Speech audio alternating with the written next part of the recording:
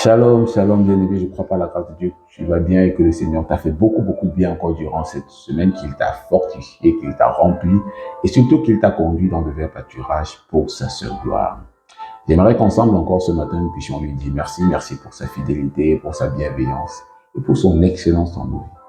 Tendre Père, tu es bienveillant, tu es excellent dans nos vies et nous sommes reconnaissants pour ta grâce, pour ta main étendue, pour ta bienveillance.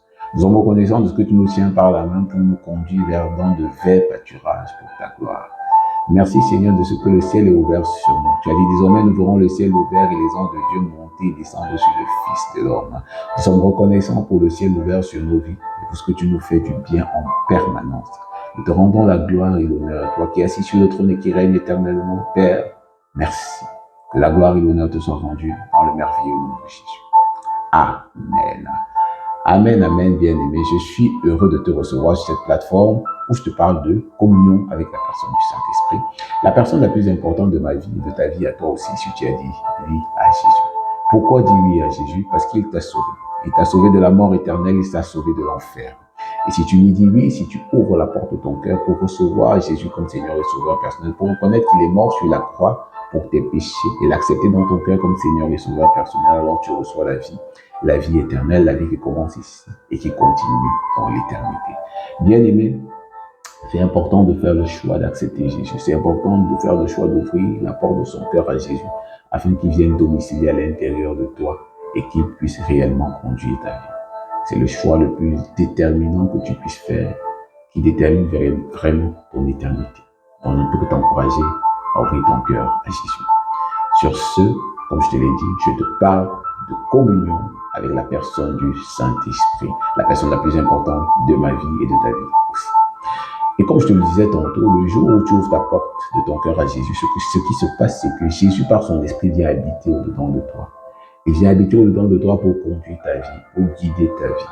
Et il est important d'avoir une relation intime avec la personne du Saint-Esprit. Il est important d'avoir une relation intime avec Dieu. Parce que s'il t'a sauvé, c'est pour avoir une relation intime avec toi. Une relation de proximité, une relation d'amour avec son Fils que tu es désormais. Donc, comme je te l'ai dit, je te parle de communion ici. Et depuis plusieurs semaines, nous avons vu comment faire pour être rempli de l'Esprit et comment faire pour être conduit par l'Esprit. Et depuis plusieurs semaines, je crois aussi que si tu as mis ce qu'on s'est dit ici en pratique, tu as pu voir ta vie ou bien ta relation avec l'Esprit passer à un autre cap, passer à un autre niveau.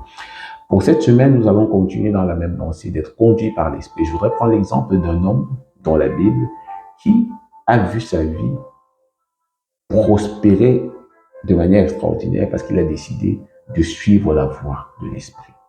Comme je te dis, en fait, on n'est pas rempli seulement pour être à l'église. On n'est pas rempli pour demeurer dans les quatre murs de l'église. On est rempli par l'Esprit pour opérer dans son environnement.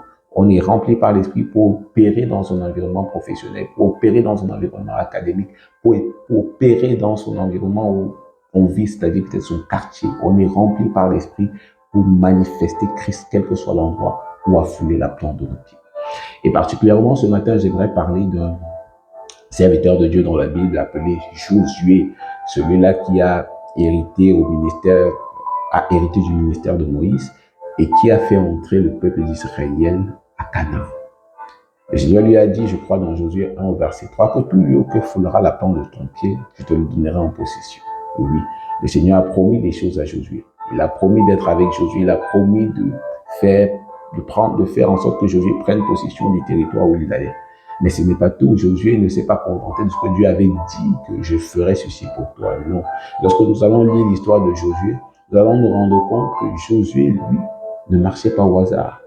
Il marchait en entendant la voix de l'Esprit, en entendant la voix de Dieu et exécutait ce que Dieu disait. Et particulièrement ce matin, j'aimerais qu'on lise un texte, celui de Josué 6, à partir du verset 2. Au moment du verset 1, la Bible dit « Jéricho était fermé, barricadé devant les Israélites. Personne n'en sortait et personne n'y entrait. L'Éternel dit à Josué, « Regarde, je livre entre tes mains Jéricho et son roi, ainsi que ses vaillants soldats. » Amen. Je me limite à ces deux premiers versets. On dit que Jéricho était barricadé. Personne n'entrait, personne ne pouvait sortir. Et on nous dit par la suite, l'Éternel dit à Josué. Pendant toute la vie de Josué, on va constamment remarquer que l'Éternel dit à Josué. On va remarquer cette expression de l'Éternel dit à Josué parce que en permanence, l'Éternel dit à Josué. Oui, je t'ai dit la semaine passée que on est fils de Dieu parce qu'on est conduit par l'Esprit de Dieu. On est fils de Dieu parce qu'on est conduit par l'Esprit de Dieu. On n'est pas fils de Dieu parce qu'on est conduit par nos sentis, par nos émotions, par ce qu'on ressent au-dedans de nous. Non, on est conduit par ce que l'Esprit dit. Quelles que soient les réalités extérieures, quel que soit ce que je vis extérieur, quel que soit ce que le monde extérieur m'envoie comme information, Dieu ne veut pas que je sois conduit parce que par l'information du monde extérieur, il veut que je sois conduit par lui au-dedans de moi. C'est la raison pour laquelle je dois être rempli pour que lui me conduise. L'extérieur ne me conduit pas, mais c'est la voix de Dieu qui me conduit. Et dans le cas précis, on se rend bien compte que l'Éternel dit à Josué, il a reçu une instruction de Dieu et il a marché sur l'instruction de Dieu. Jéricho était barricadé, fermé. Personne ne pouvait entrer ni sortir.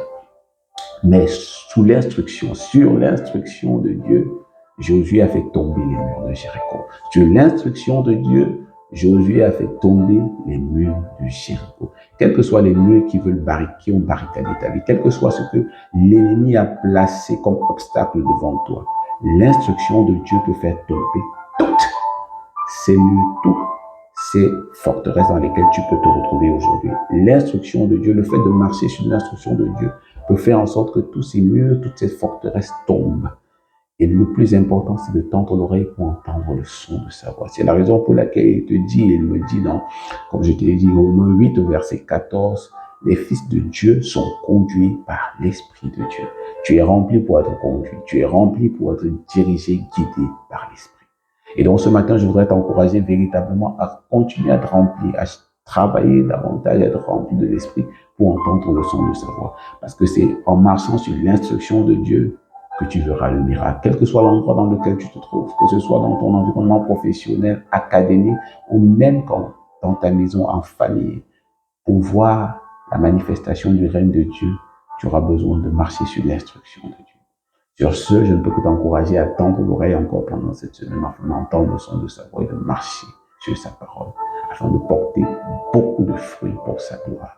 C'est l'exhortation que j'ai pour toi ce matin. Je prie que tu puisses capter quelque chose et mettre en pratique ce que le Seigneur veut que tu fasses véritablement pour cette semaine. Sur ce, je ne peux que te souhaiter un excellent week-end, une excellente fin de semaine dans sa présence. Au nom puissant de Jésus. Ciao, ciao. Bye bye.